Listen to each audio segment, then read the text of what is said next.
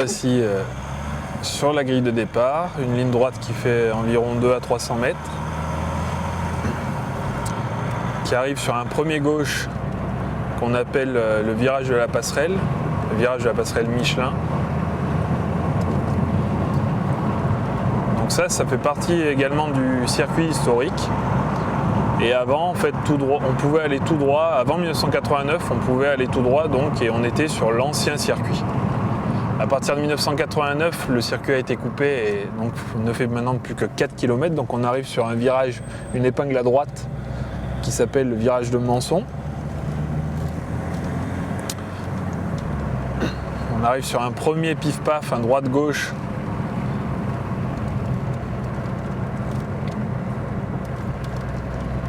Qui permet de déboucher sur une montée en direction du Puy de Charade.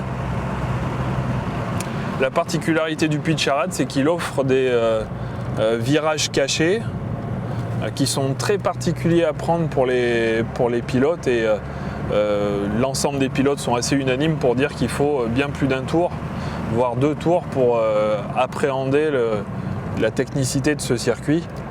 Et les virages cachés font partie de ces problématiques d'apprentissage pour les pilotes. Une fois qu'on a passé le Puy de Charade, on arrive sur une grande descente, l'une des plus importantes descentes où on prend une vitesse assez importante en direction d'une épingle à droite qui s'appelle l'épingle de Champeau.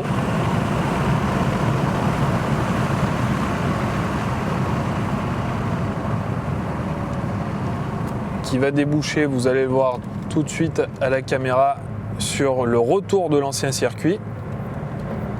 Et nous revoilà sur la boucle historique de 1958. Ça arrive sur un S qu'on appelle le S de la ferme.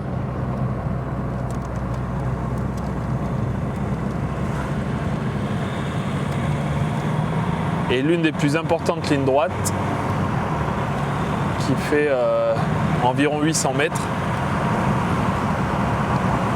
où justement la vitesse est la plus importante sur le circuit à cet endroit-là,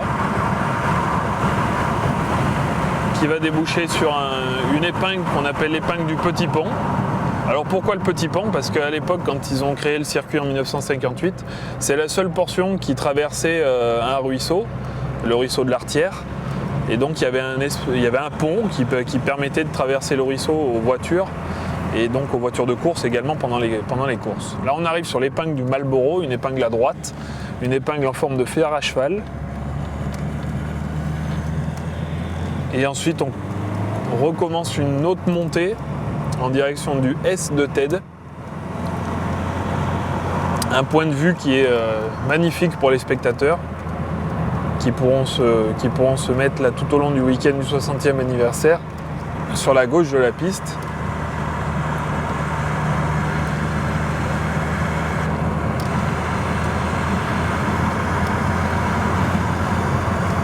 Et donc on arrive petit à petit au dernier virage qui est une épingle à droite, l'épingle Louis Rosier, du nom d'un des fondateurs du circuit en 1958.